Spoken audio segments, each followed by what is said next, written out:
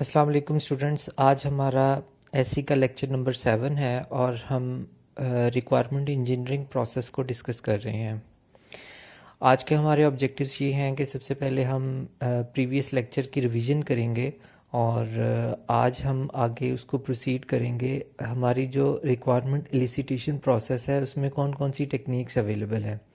तो सबसे पहले हमने जो लास्ट लेक्चर में पढ़ा था उसमें हमने ये डिस्कस किया था कि जो हमारे प्रोसेस मॉडल्स हैं जो हमने डिटेल से डिस्कस किए हैं प्रीवियस लेक्चर्स में, उससे भी पहले एक फ़ेज़ होता है जिसको हम फिजिबिलिटी रिपोर्ट कहते हैं। फिजिबिलिटी रिपोर्ट ये होती है कि आपका एक एक्सपर्ट जो है वो आपके जो क्लाइंट है जो रिक्वायर कर रहा है आपके पास से सॉफ्टवेयर, तो आप उस ऑर्गेनाइजेशन का विज़िट करते हैं, वो आप वहाँ की फिजिबिलिटी बनाते हैं कि क्या ये जिस चीज़ की वो डिमांड कर रहा है क्या वो सॉफ्टवेयर बनाया जा सकता है। अगर बनाया जा सकता है तो वो आपके लिए फिजिबल है कि नहीं है। हो सकता है कि सॉफ्टवेयर तो बनाया जा सकता हो लेकिन आपके लिए वो इतना प्रॉफिट जनरेट करके ना दे रहा हो, तो उस सूरत में भी आप उस सॉफ्टवेयर को जो है वो स्टार्ट नहीं करते। तो फिजिबिलिटी रिपोर्ट में यही चीज़ें हमने डिस्कस की थी कि वो ऑर्गेनाइजेशन का विज़िट करेगा, उसमें देखेगा कि कौन कौन सी फंक्शनैलिटीज़ हैं, कितनी देर में ये जो है वो डिलीवर हो सकता है और उसकी क्या बजटिंग होगी, क्या वो हमें सूट करता है कि नहीं करता। तो ये एक हमारा एक्सपर्ट जो है वो फिजिबिलिटी रिपोर्ट जो है वो बनाता है और फिजिबिलिटी रिपोर्ट के बाद हमें ये डिसीजन करना आसान हो जाता है कि इस सॉफ्टवेयर को हमें बनाना चाहिए कि नहीं बनाना चाहिए। तो आज हमारा जो डिस्कशन का टॉपिक है वो है रिक्वायरमेंट एलिसिटेशन टेक्निक्स। एलिसिटेशन यहाँ पर इंटेरोगेशन के जो है उस पर्सपेक्टिव में आता है। इंटेरोगेशन का मतलब ये होता है कि आप किसी से इन्वेस्टिगेट करते हैं या किसी चीज़ के बारे में आप उसकी डिटेल जानना चाहते हैं, तो इसको कहते हैं requirement elicitation techniques. Requirements elicitation is the process to find out the requirements for an intended software system by communicating with client and users, system users and other who have a stake in the software system development. तो ये एक complete process है जिसमें आप communicate करते हैं अपने client के साथ, आपके अपने एंड यूज़र्स के साथ या सिस्टम एनालिस्ट के साथ जिसने इस सिस्टम को का एनालिसिस करना है, उसके साथ आप जो है वो कम्युनिकेट करते हैं। तो इसको हम एलिसिटेशन प्रोसेस कहते हैं। अभी तक तो हमने ये चीज़ें डिस्कस की हैं कि जी रिक्वायरमेंट जो है वो हमने गैदर करनी है अपने जो एंड यूज़र्स हैं, और एंड यूज़र्स को ख़ुद भी पता नहीं होता कि उसकी टोटल क्या रिक्वायरमेंट्स हैं, और वो एक मीटिंग में हमें एक्सप्लिसिटली बता भी नहीं पाते कि उनकी टोटल रिक्वायरमेंट्स क्या हैं। तो यहाँ तक तो हमने चीज़ें डिस्कस की थी, लेकिन ये हमने डिस्कस नहीं किया था कि हमारे पास कौन कौन से ऐसे इंस्ट्रूमेंट्स हैं, हमारे पास कौन सी ऐसी टेक्निक्स है जिसके थ्रू हम जो है वो अपने क्लाइंट के साथ कम्युनिकेट करेंगे, उससे रिक्वायरमेंट लेंगे। तो आज के हमारे टॉपिक में ये सारी चीज़ें हम डिस्कस करेंगे। तो हमारे पास रिक्वायरमेंट एलिसिटेशन की तकरीबन 8 जो है वो टेक्निक्स हैं। उसमें हम इंटरव्यूज़ कंडक्ट करते हैं, सर्वे से हमें रिक्वायरमेंट्स का पता लगता है, हम एक क्वेश्चनियर जो है वो डिज़ाइन करते हैं और अपने एंड यूज़र्स को देते हैं, वो उसके ऊपर टिक कर देता है, वहाँ से हम रिक्वायरमेंट गैदर कर सकते हैं। इसके अलावा हमारे पास एक और टेक्निक होती है जिसको हम कहते हैं टास्क एनालिसिस। ये आगे जाके हम डिटेल से देखेंगे कि टास्क एनालिसिस क्या है, डोमेन का एनालिसिस हम कैसे करते हैं। इसके अलावा ब्रेनस्टॉर्मिंग है और प्रोटोटाइपिंग हम पहले भी डिस्कस कर चुके हैं, लेकिन इस पर्सपेक्टिव में हम थोड़ा सा और डिटेल से हम देखेंगे प्रोटोटाइप में हम क्या करते हैं। और 8th हमारी टेक्निक है ऑब्जर्वेशन। तो सबसे पहले हम आते हैं जी इंटरव्यूज़ की तरफ। Interviews are strong medium to collect the requirements. तो ये जो इंस्ट्रूमेंट है ये हमारा एक स्ट्रॉन्ग मीडियम होता है किसी भी रिक्वायरमेंट को गैदर करने के लिए। Organization may conduct several types of interviews. अब हमने सिर्फ अभी इंटरव्यू का नाम ही सुना है, लेकिन अभी हमने अभी इसको डिटेल से डिस्कस नहीं किया कि इंटरव्यूज़ कितनी टाइप्स के होते हैं। तो इंटरव्यू पहला तो होता है स्ट्रक्चर्ड इंटरव्यू को हम क्लोज इंटरव्यू भी कहते हैं। इसमें क्या होता है, इसमें interviewers where every single information together is decided in advance, they follow the pattern and matter of discussion firmly. तो इसमें सबसे पहले हम पहले से ही डिसाइड किया होता है कि हमने कौन कौन से क्वेश्चन जो हैं वो हमने अपने एंड यूज़र के साथ करने हैं। वो प्री डिसाइडेड जो क्वेश्चंस होते हैं वो डिस्ट्रीब्यूट कर दिए जाते हैं अमंग द एंड यूज़र्स जिसके साथ आपने इंटरव्यू करना है। वो एक सीक्वेंस में होते हैं, और जब वो एक सीक्वेंस में आ जाते हैं तो फिर हम जो है उसके साथ इंटरव्यू स्टार्ट कर लेते हैं। तो जो फर्स्ट प्रायोरिटी पे क्वेश्चन होता है पहले वो हम करते हैं, फिर दूसरी प्रायोरिटी का क्वेश्चन होता है। इस तरह हमारे एंड यूज़र्स को ये भी पता होता है कि किस सीक्वेंस में जो है वो जो है क्वेश्चंस पूछे जाएंगे, और वो पहले से ही रेडी होता है कि किस क्वेश्चन का कौन सा आंसर देना है। दूसरे टाइप के क्वेश्चन होते हैं नॉन स्ट्रक्चर्ड, इसको ओपन क्वेश्चन भी कहते हैं। Interviewers where the information together is not decided in advance, more flexible and less biased. तो जो पहली टाइप के हमारे पास जो स्ट्रक्चर्ड होते हैं वो बाइस्ड होते हैं। बाइस्ड मीन वो वन साइडेड भी हो सकते हैं। हम जब अपने क्वेश्चन डिस्ट्रीब्यूट करते हैं तो हम इंटरेस्ट रखते हैं कि जो हमारा यूज़र है, एंड यूज़र है, वो इन क्वेश्चंस को बताते हुए वो इजी फील करे। क्योंकि जब हम उनके साथ प्री एडवांस में क्वेश्चंस जो हैं वो डिस्ट्रीब्यूट करते हैं तो हो सकता है वो कई क्वेश्चंस को उसमें से एलिमिनेट कर दे। हो सकता है कि वो उन क्वेश्चन के आंसर्स को देते हुए वो जो है वो कंफर्टेबल ना हो। तो स्ट्रक्चर्ड इंटरव्यू जो होता है वो कंपैरेटिवली बायस्ड होता है, लेकिन नॉन स्ट्रक्चर्ड इंटरव्यूज़ जो होते हैं दे आर वेरी फ्लेक्सिबल और लेस बायस्ड होते हैं। क्योंकि इंटरव्यू करने वाला कोई भी क्वेश्चन जो है वो अपने एंड यूज़र से पूछ सकता है, रिगार्डलेस के वो एंड यूज़र जो है उस क्वेश्चन का आंसर देना चाहे या ना देना चाहे। तो हमारे पास नॉन स्ट्रक्चर्ड इंटरव्यूज़ की ये कैटेगरी अवेलेबल है।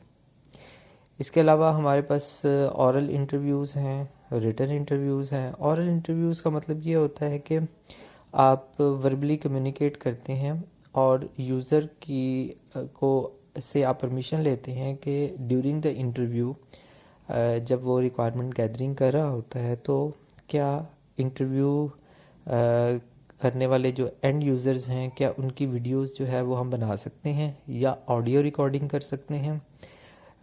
इन सम केसेस आप अगर ये एडवांस में अगर एंड यूज़र से आप परमिशन नहीं लेते तो कुछ ऐसे यूज़र्स होते हैं जो बड़े शाय होते हैं, they are not comfortable in front of camera.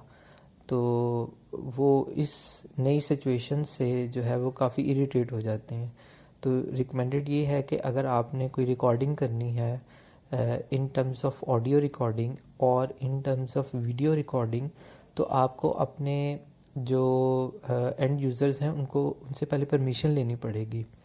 इसी तरह रिटन इंटरव्यूज़ ये होते हैं कि जब आप कोई भी पर्सन के साथ इंटरव्यू करते हैं regarding the requirement of the system, तो वो जो बोलते जाते हैं आप जो है वो लिखते जाते हैं।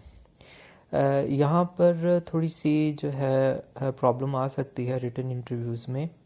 उसमें ये होता है कि इंटरप्रिटेशन की प्रॉब्लम आ सकती है, क्योंकि अगर यूज़र कुछ और कह रहा है और आप उसकी इंटरप्रिटेशन किसी दूसरे वे में अगर लिख लेते हैं तो वो ट्रिगर करती है एक बहुत बड़े एरर को जो कि एंड तक चलेगा आपके सॉफ्टवेयर में। तो हम ये रिकमेंड करते हैं कि आप अगर पॉसिबल है तो आप ऑडियो रिकॉर्डिंग कर लें या वीडियो रिकॉर्डिंग कर लें।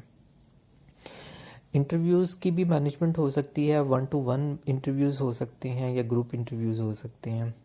1-to-1 इंटरव्यूज़ वो होते हैं interviews which are held between 2 persons across the table. तो 1-to-1 में आप एक पर्सन के साथ इंडिविजुअली इंटरव्यू कर सकते हैं। इसके अलावा आप एक ग्रुप इंटरव्यू भी कर सकते हैं। नंबर ऑफ़ स्टेक होल्डर्स आपके जो हैं, जिनका इंटरेस्ट है आपके सॉफ्टवेयर में, आप उनको इकट्ठा बिठा के उनके साथ एक ओपन डिस्कशन कर सकते हैं इन टर्म्स ऑफ इंटरव्यू। उसमें भी आपको काफ़ी जो है मिसिंग इन्फॉर्मेशन जो होती है, और चूँकि सारे पर्सन्स बैठे होते हैं, तो अगर एक पर्सन ने कोई मिसिंग इन्फॉर्मेशन दी है तो हो सकता है किसी दूसरे पर्सन ने उसी इन्फॉर्मेशन को रिफ़ाइन वे में आपको बता देते हैं।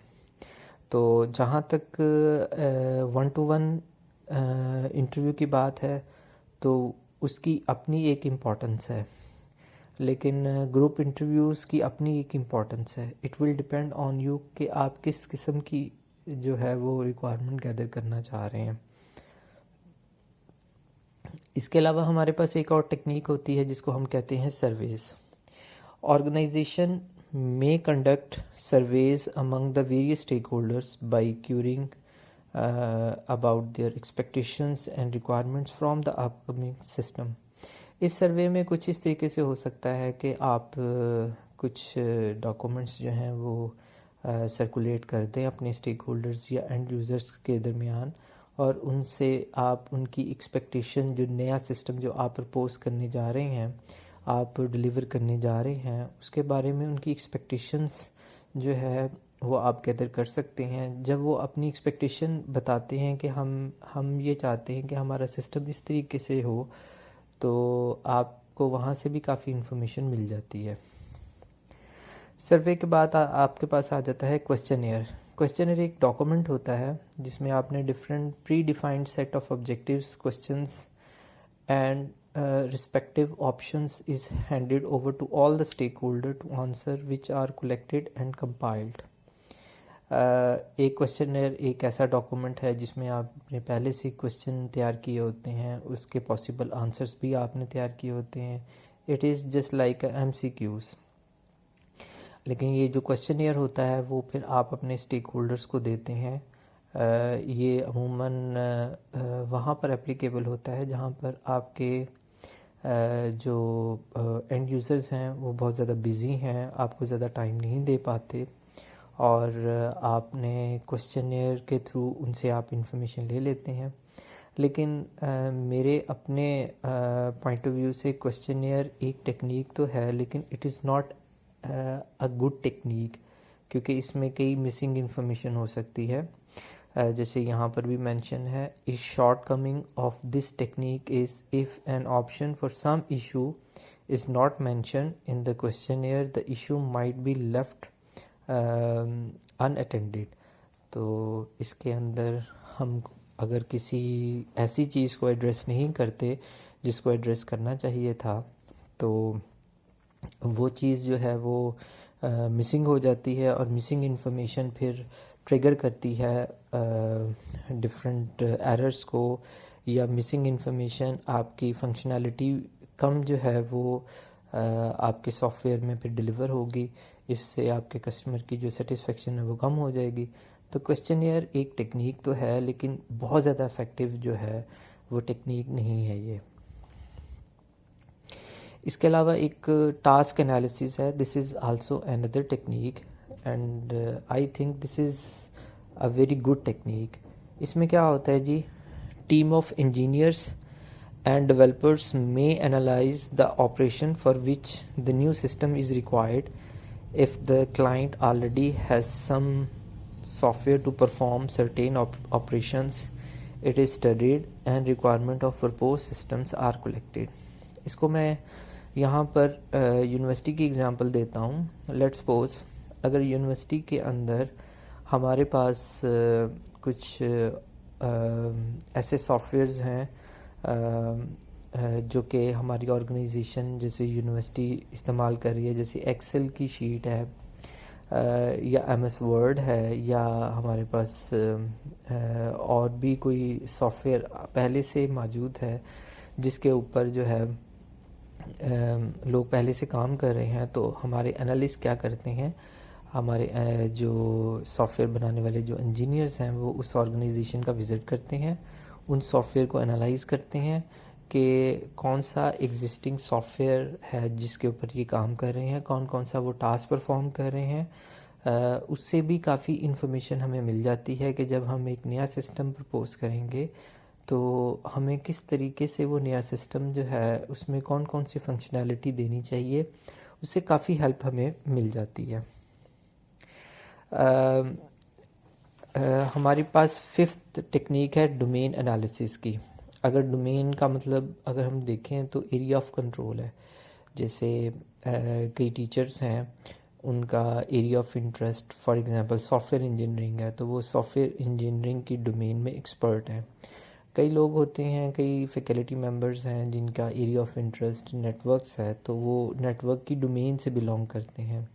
इसी तरह कई ऐसे जो है टीचर्स हैं जो कि जिनकी प्रोग्रामिंग बहुत अच्छी है, तो हम ये कह सकते हैं कि वो प्रोग्रामिंग की डोमेन से बिलोंग करते हैं।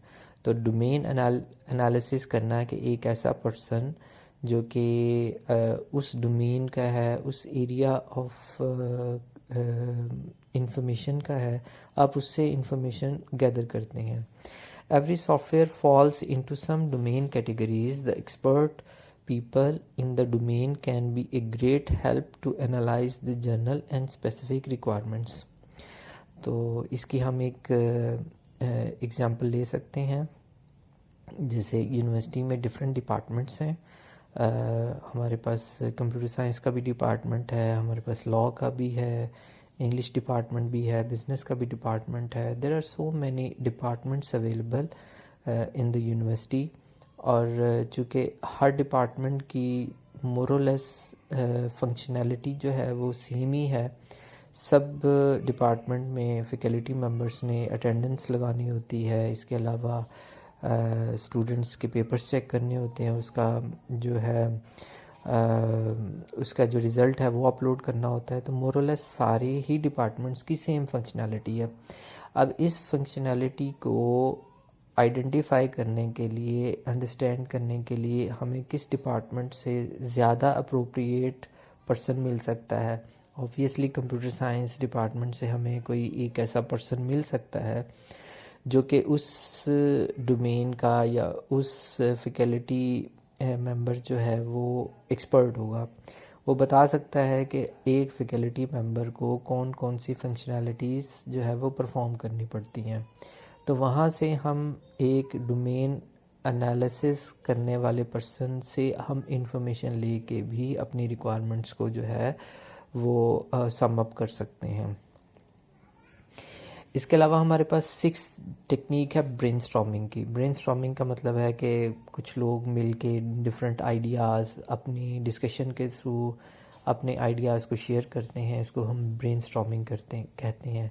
इसमें भी कई टेक्निक्स हैं कि जी जब आप ब्रेनस्टॉर्मिंग कर रहे हों तो आप ग्रुप के फॉर्म में ब्रेनस्टॉर्मिंग करते हैं, पहली चीज़। दूसरी चीज़ ये है कि अगर किसी भी पर्सन को कोई भी आइडिया आए, तो चाहे वो बहुत अच्छा आइडिया है, चाहे वो बहुत बुरा आइडिया है, उसके ऊपर कोई भी जो है वो पर्सन जो है वो उसको डिनाई नहीं करेगा, उसकी बात ज़रूर सुनेगा, रिगार्डलेस के उसको इम्प्लीमेंट किया जाए या इम्प्लीमेंट ना किया जाए, तो सबकी बात सुनी जाती है। ये एक इनफॉर्मल डिबेट होती है और इस इनफॉर्मल जो है डिबेट को हम रिकॉर्ड कर लेते हैं।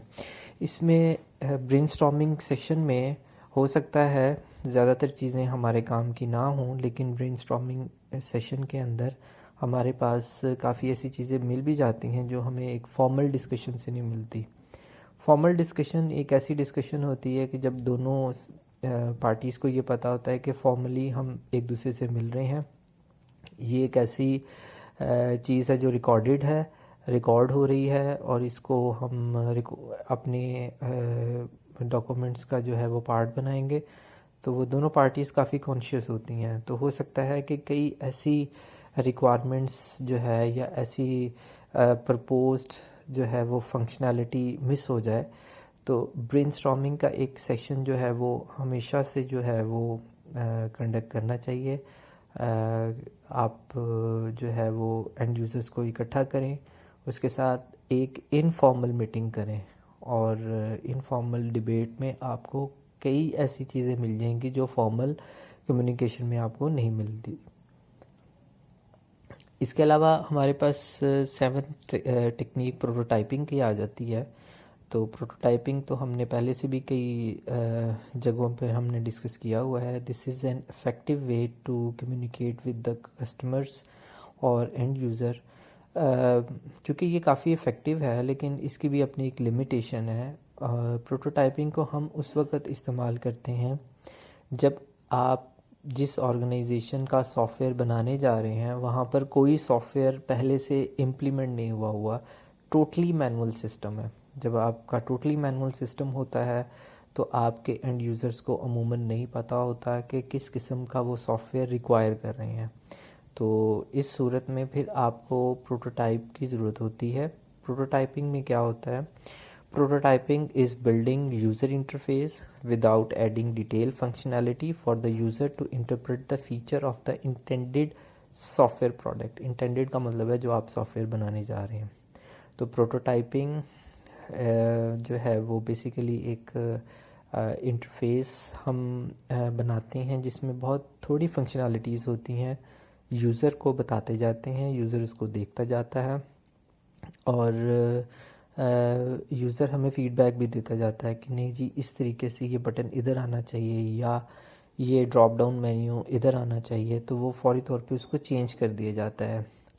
It helps giving better idea of requirements. इस तरीके से हमें रिक्वायरमेंट गैदर करना बहुत आसान हो जाता है, क्योंकि आपके एंड यूज़र्स आपके लिए इतनी ज़्यादा हेल्प नहीं करते, क्योंकि उन्होंने पहले से सॉफ्टवेयर तो देखा ही नहीं होता, उन्होंने तो सिर्फ मैनुअल सिस्टम ही देखा होता है। तो अब वो एक नए सॉफ्टवेयर की किस तरह की शक्ल होगी, किस तरह की फंक्शनैलिटीज़ होगी, किस तरह का बटन होगा, तो इसका उनको आइडिया नहीं होता। चूँकि उनको आइडिया नहीं होता तो ऑब्वियसली उनको बताना उनके लिए मुश्किल हो जाता है। If there is no software installed at the client and for developers references and the client is not aware of its own requirements, the developer create a prototype based on initially mentioned requirements. ये वही वाली बात होगी कि अगर client के ऊपर अगर कोई ऐसी चीज़ इंस्टॉलेशन नहीं हुई तो ज़ाहिर है वो अपने नए सॉफ्टवेयर के बारे में कुछ नहीं बता सकता। The prototype is shown to the client and feedback is noted. तो प्रोटोटाइप साथ साथ हम बताते जाते हैं और फीडबैक भी हम लेते जाते हैं।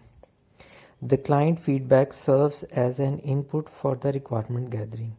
तो क्लाइंट की फीडबैक से हमें ऐसा ऐसा रिक्वायरमेंट्स का पता लगना शुरू हो जाता है। हमारे पास 8th टेक्निक है ऑब्जर्वेशन की। ऑब्जर्वेशन भी एक स्ट्रॉन्ग टूल है अगर आपके पास एक्सपर्ट पर्सन्स हैं, क्योंकि न्यू कमर्स इतनी अच्छी ऑब्जर्वेशन नहीं कर सकते, जबकि आपके पास अगर एक्सपर्ट्स हैं जिन्होंने पहले से सिस्टम्स बनाए हुए हैं, अगर वो ऑब्जर्वेशन करेंगे तो ऑब्वियसली उनकी रिकमेंडेशन बहुत अच्छे तरीके से जो है वो इम्प्लीमेंट हो सकेगी रादर दैन के न्यू कमर्स के। तो पहली बात ये है कि आपके पास बेहतरीन किस्म के एक्सपर्ट्स होने चाहिए जो ऑब्जर्वेशन करें।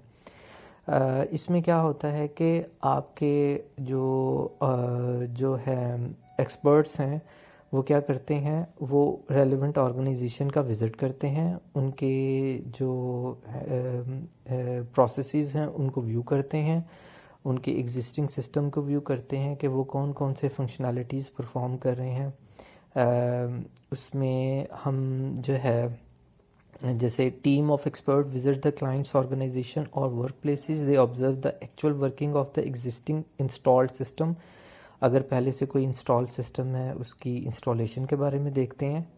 दे observe the work flow at the clients and, अब यहाँ पर वर्क फ्लो का वर्ड यूज़ हुआ है। वर्क फ्लो का मतलब ये होता है कि आप किस सीक्वेंस में आपके क्लाइंट जो है वो काम करते हैं।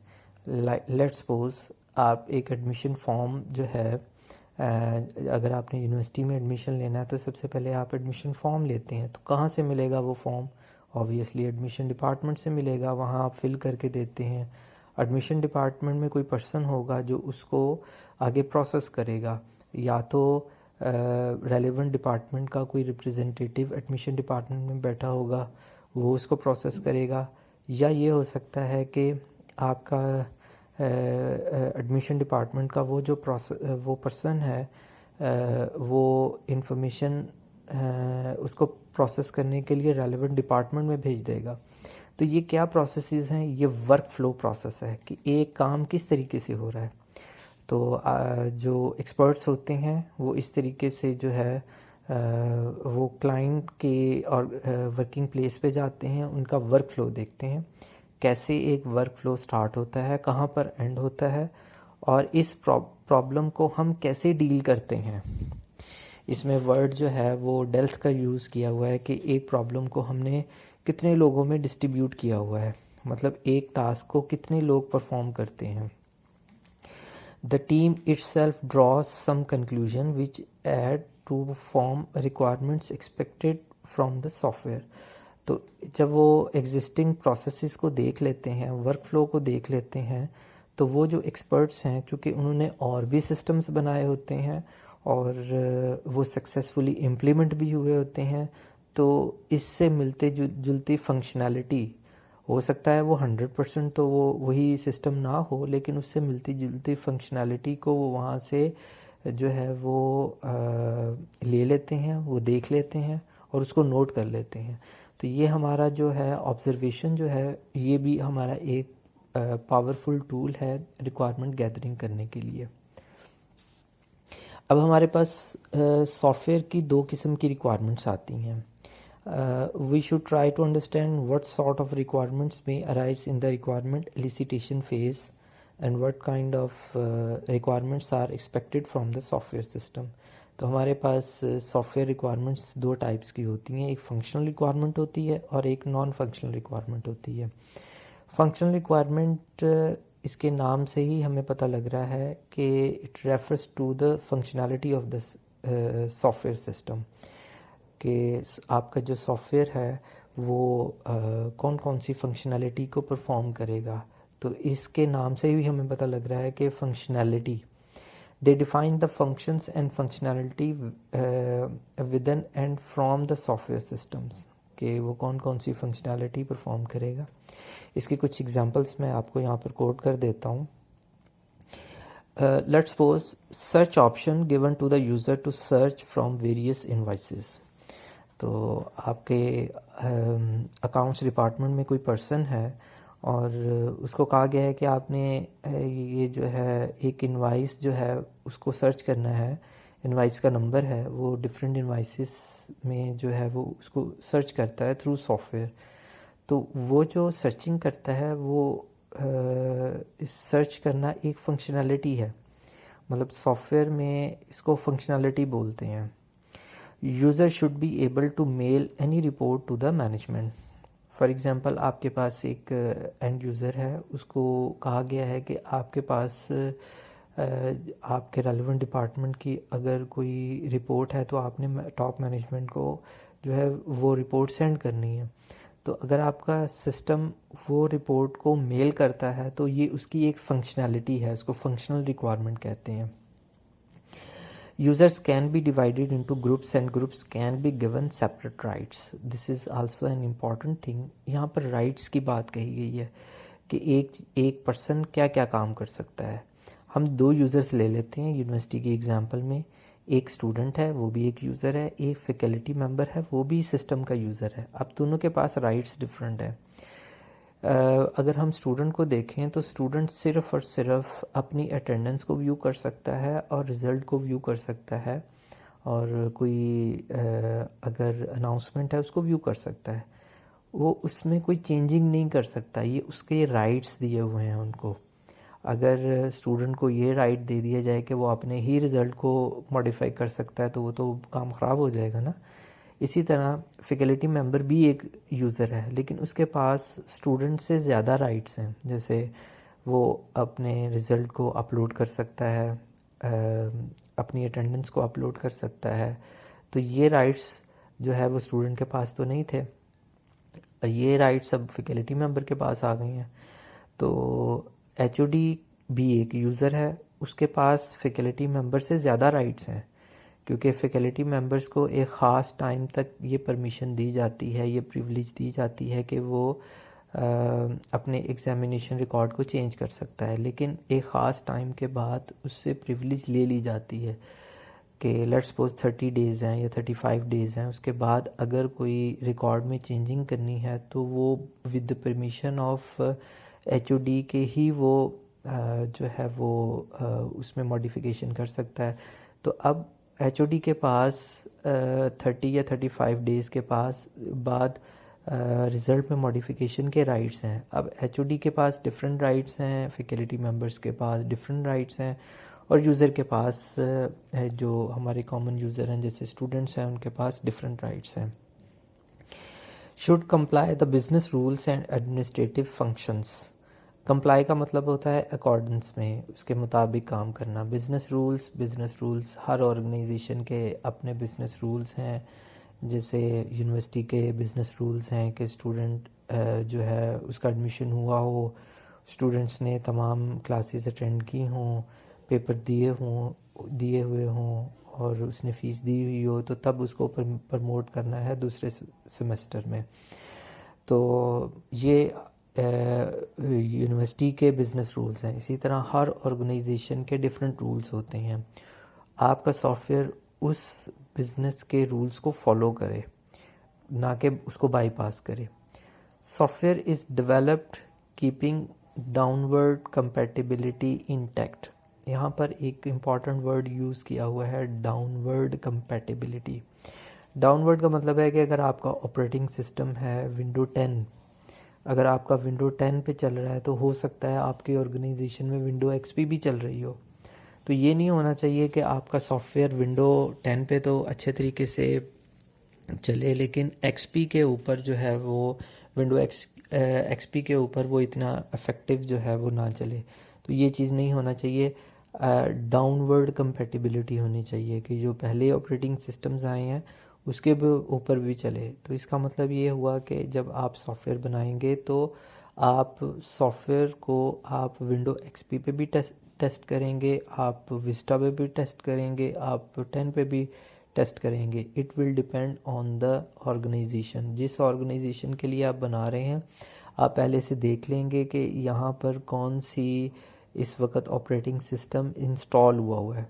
अगर तो लिनक्स इंस्टॉल है तो आप लिनक्स के कंपैटिबल बनाएंगे, अगर विंडोज़ इंस्टॉल है तो विंडो के जो डाउनवर्ड जो पहले वर्जन्स आए हैं उसके साथ वो कंपैटिबल होना चाहिए। अब आते हैं नॉन फंक्शनल रिक्वायरमेंट्स। तो पहली फंक्शनल रिक्वायरमेंट हो गई। फंक्शनल रिक्वायरमेंट नाम से ही पता लग जाता है कि जी इसका कंसर्न ज़्यादा फंक्शनैलिटी के ऊपर है। नॉन फंक्शनल रिक्वायरमेंट का मतलब है कि इसका कंसर्न फंक्शनैलिटी के साथ नहीं होगा, दूसरे एस्पेक्ट के साथ होगा। वो आगे जाके हम डिस्कस करते हैं कि वो कौन से दूसरे एस्पेक्ट हैं जिसको हम नॉन फंक्शनल रिक्वायरमेंट कहते हैं। Requirements which are not related to the functional aspect of the software fall into this category. ये हमने पहले से डिस्कस कर दी है। दे आर इम्प्लिसिट और expected characteristics of the software which users make assumption of। तो इसमें एक वर्ड हमने यूज़ किया है implicit का। तो हमारे पास implicit का मतलब है indirect। तो हमारे जो यूज़र्स हैं वो इनडायरेक्टली इसके बारे में एक्सपेक्ट कर सकते हैं, अज्यूम कर सकते हैं कि सॉफ्टवेयर इस तरीके का होना चाहिए, क्योंकि फंक्शनल रिक्वायरमेंट तो बड़े अच्छे तरीके से यूज़र को पता लग जाती है। नॉन फंक्शनल रिक्वायरमेंट जो है अमूमन यूज़र्स को नहीं पता लगती। नॉन फंक्शनल रिक्वायरमेंट में सबसे पहली बात है सिक्योरिटी की, कि आपका सॉफ्टवेयर कितने अच्छे तरीके से कितना सिक्योर है, वो कितनी सिक्योरिटी प्रोवाइड करता है। ये ना हो कि कोई भी सिस्टम पे बैठे और वो जो है जितना भी एग्जिस्टिंग डाटा है उसको वो चेंज कर दे। तो उसके लिए कुछ आपको मेजरमेंट्स करनी पड़ेंगी, लॉगिन्स क्रिएट करने पड़ेंगे, आपको कुछ आइडेंटिटी बायोमेट्रिक्स सिस्टम इंट्रोड्यूस करवाना पड़ेगा कि सिर्फ़ और सिर्फ ऑथेंटिक पर्सन ही जो है उसको ऑपरेट कर सकें। इसके अलावा स्टोरेज की कितनी कैपेसिटी है, आपका कितना डाटा स्टोर हो सकता है, उसकी परफॉर्मेंस कितनी है। परफॉर्मेंस का मतलब है जब आप कोई अपने सिस्टम को रिक्वेस्ट सेंड करते हैं, कोई फंक्शनैलिटी का कहते हैं, तो वो कितनी देर में कितनी क्विकली आपको वो टास्क परफॉर्म करके देता है, ये भी आपकी जो है नॉन फंक्शनल रिक्वायरमेंट आ जाती है। इसके अलावा इंटरऑपरेबिलिटी का मतलब होता है the ability to work with the other products, कि आपका जो सिस्टम है दूसरे सिस्टम्स के साथ कैसे काम कर सकता है। अगर विंडो 10 पे चल रहा है तो एक्सपी पे क्या वो चल सकता है कि नहीं चल सकता, दूसरे सॉफ्टवेयर्स के साथ उसकी कंपेटिबिलिटी की प्रॉब्लम तो नहीं आ जाएगी, क्या डिफरेंट हार्डवेयर्स के ऊपर तो कोई प्रॉब्लम नहीं आ जाएगी, क्योंकि ऑर्गेनाइजेशन एक हार्डवेयर के बाद दूसरा हार्डवेयर को जब चेंज करती है तो ये ना हो कि आपका सिस्टम दूसरे हार्डवेयर के ऊपर इंस्टॉल ही ना हो, तो ये आपकी नॉन फंक्शनल रिक्वायरमेंट में आ जाता है। डिज़ास्टर रिकवरी, अगर आपका सिस्टम क्रैश कर जाता है तो वो कितनी तेज़ी से रिकवर करेगा।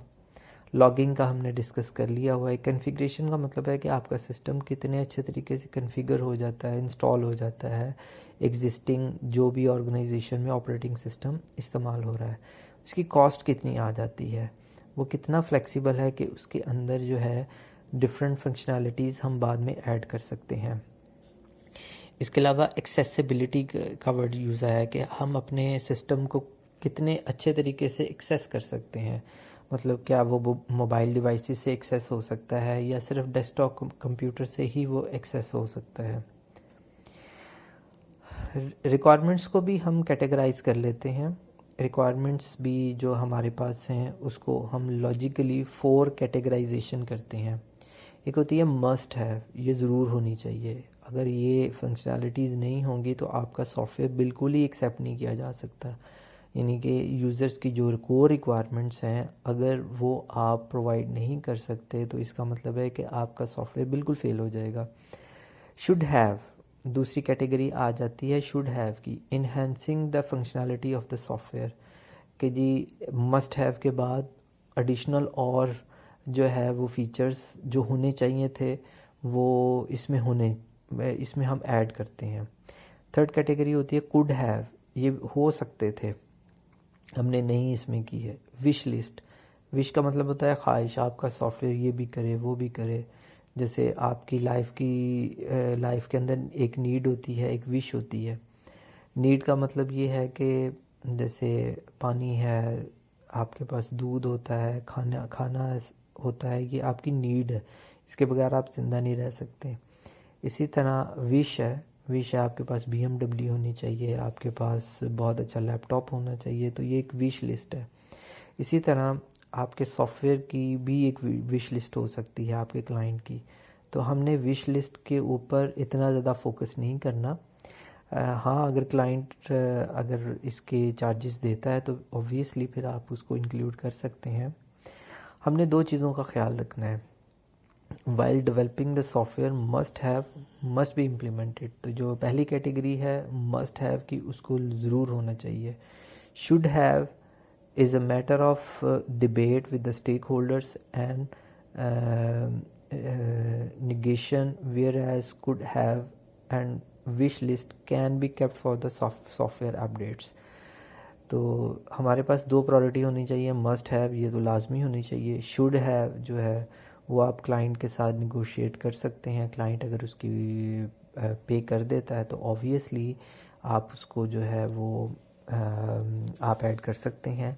इसके अलावा बाकी जो लिस्ट है कुड हैव की और विश लिस्ट जो है वो आप अपने सॉफ्टवेयर की अपडेट्स में जो है वो ऐड कर सकते हैं, क्योंकि अगर आपका क्लाइंट अगर उसको पे कर देता है तो फिर ऑब्वियसली आप उसको ऐड करना आपके लिए कोई मुश्किल नहीं होना चाहिए। तो स्टूडेंट्स आज के लिए इतना ही। नेक्स्ट लेक्चर में जो है वो हम डिस्कस करेंगे, हमारा लेक्चर नंबर 8 होगा, उसमें हम DFD डाटा फ्लो डायग्राम्स कैसे बनाते हैं उसके बारे में जो है वो हम डिस्कस करेंगे। टेक केयर, अल्लाह हाफिज़।